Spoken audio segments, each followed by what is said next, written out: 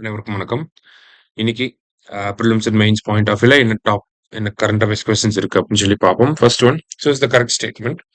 India's per capita income is 1,14,710 அப்படின்னு சொல்லி கொடுத்துருக்காங்க. இது எல்லாமே என்எஸ்ஓட டேட்டா, சரியா? நேஷனல் ஸ்டாட்டிஸ்டிக்கல் ஆஃபீஸோட data. Per capita income of Tamil Nadu வந்து 1,96,309 அப்படின்னு சொல்லி கொடுத்துருக்காங்க. அதாவது தனிநபர் வருமானம் இந்தியாவை விட தமிழ்நாடுக்கு வந்து அதிகமா இருக்கு. இந்திய அளவுல இருக்கக்கூடிய மாநிலங்கள் அடிப்படையில் பார்த்தோம்னா தமிழ்நாடு 2வது பெரிய மாநிலமா இருக்கு இன் டர்ம்ஸ் ஆஃப் தனிநபர் வருமானம் பெர் கேபிட்டா இன்கம், சரியா?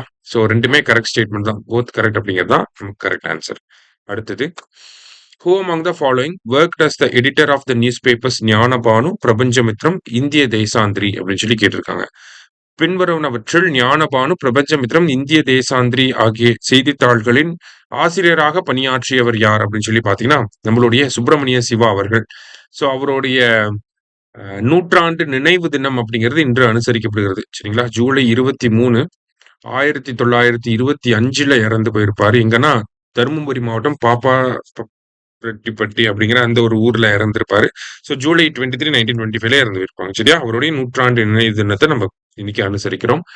அடுத்ததா பாத்தீங்கன்னா India's rank in Numbeo world safety index. Numbeo உலக பாதுகாப்பு குறியீட்டில் இந்தியாவின் தரவரிசை. ஸோ இந்த நம்பியோ அப்படிங்கிற இந்த இண்டெக்ஸை பொறுத்த வரைக்கும் பாத்தீங்கன்னா உலகத்தில் இருக்கக்கூடிய மிகவும் பாதுகாப்பான நாடுகளை பட்டியலிடுறாங்க. அதுல இந்தியாவோட ரேங்க் என்ன அப்படின்னு சொல்லி பாத்தீங்கன்னா 66வது இடத்துல நம்ம இருக்கோம், சரிங்களா? அடுத்தது, which of the following country has announced to exit UNESCO அப்படின்னு சொல்லி கேட்டிருக்காங்க. பின்வரும் நாடுகளில் எந்த நாடு யுனெஸ்கோவில் இருந்து வெளியேறுவதாக அறிவித்துள்ளது அப்படின்னு சொல்லி கேட்டிருக்காங்க. ஸோ அமெரிக்கா தான். பாத்தீங்கன்னா ட்ரம்ப் வந்ததுக்கு அப்புறத்துல இருந்தே பாத்தீங்கன்னா இந்த பாரிஸ் அக்ரிமெண்ட்ல இருந்து வெளியே போக போறோம், WHO இருந்து வெளியே போக போறோம், WTO இருந்து வெளியே போக போறோம், யுனைடெட் நேஷன்ஸோட ஹியூமன் ரைட்ஸ் கமிஷன் இருந்து வெளியே போக போறோம் அப்படிங்கிற மாதிரியான அனௌன்ஸ்மெண்ட் வந்துட்டே இருக்கு. அதுல ஒண்ணுதான் இப்போ யுனெஸ்கோல இருந்து வெளியே போக போறோம் அப்படிங்கறத சொல்லியிருக்காங்க. லாஸ்டா, who releases the notification regarding the resignation of vice president? துணை ஜனாதிபதியின் ராஜினாமா தொடர்பான அறிவிப்பை யார் வெளியிடுகிறார்கள் அப்படின்னு சொல்லி கேட்டிருக்காங்க. சோ இந்த ஒரு நோட்டிபிகேஷன் யார் நோட்டிஃபை பண்ணுவாங்க அப்படின்னா உள்துறை அமைச்சகம் தான் அதை பண்ணுவாங்க, சரியா? So ministry of home affairs அப்படிங்கிறது தான் கரெக்ட் ஆன்சர், சரியா? இன்னைக்கு 5 கொஸ்டின்ஸ் பார்த்திருக்கோம். தேங்க்யூ.